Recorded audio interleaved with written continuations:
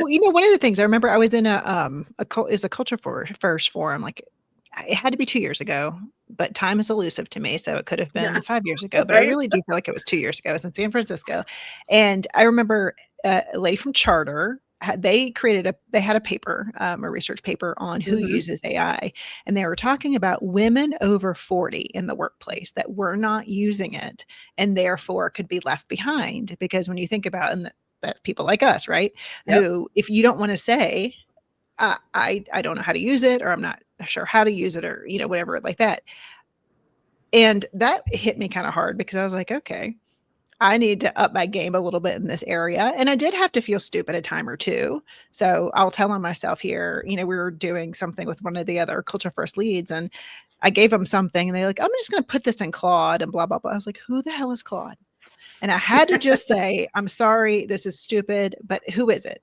And then it was AI, and now Claude's my best friend, right? So I had to ask something that felt very vulnerable and made me feel potentially stupid. So how do you talk about that in your workshops with HR? Is it that you educate them so they don't have to feel like they have to ask the stupid question in a larger group? Or is that anything that you've noticed? I'm gonna first thing I'm gonna say is to challenge ourselves to not call ourselves stupid. It Questions. felt stupid. It wasn't just, No, I didn't know. You don't know what you don't know, but it's totally. still a But why is feeling, there right? judgment around? I think that's the thing. Because It's people are like, judgy. right, but why are we so judgy about ourselves? My goodness. Oh, I think that there's a lot of truth. I'm a huge fan of Charter. I'm a pro member of Charter. It's a great organization. Um, and great insights and reporting that they do on the world of HR and AI. I will say this, that statistic remains true, that when you ask the question, I was really thinking about industry and not necessarily thinking about demographics. But there are a lot of studies that show that women in general, women underrepresented for sure, men underrepresented, and in underrepresented groups. And so I think that there are discrepancies on who has been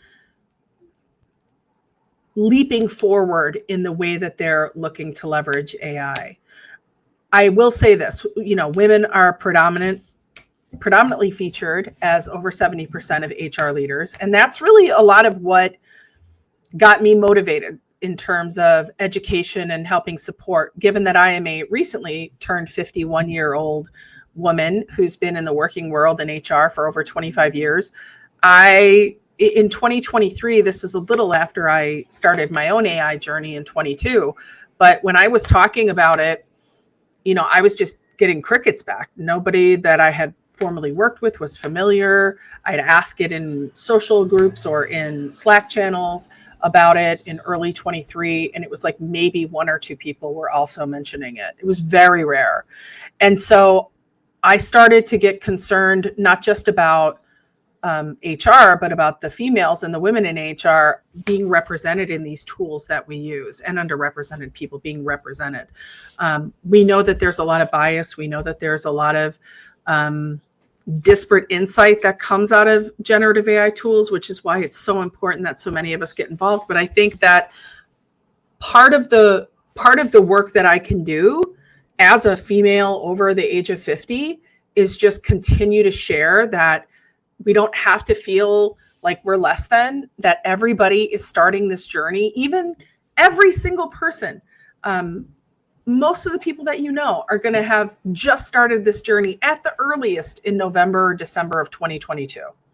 That's for most of us how old we are. Now, there are some people that definitely were working in artificial intelligence and natural language processing and machine learning prior to that. But for the most part, the people that you were hearing from, the people that you talk to every day, haven't been in the game that long. And so, for anybody who's feeling like, I feel silly, or I feel like I should know this, or I feel like I'm behind, I start every session with asking, how many of you have been using it every week or every day. How many of you have never used it? And when those group raise their hands, I celebrate them so wildly, because to me, they're the best audience. They're going to learn the most and have the most wows, which is great for me as a facilitator.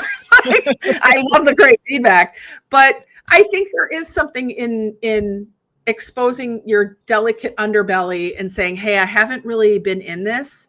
And my role as a facilitator is to say, that's absolutely okay. You don't have to have started from anywhere before you come in here today to learn, as long as you've got a curious mind for the learning.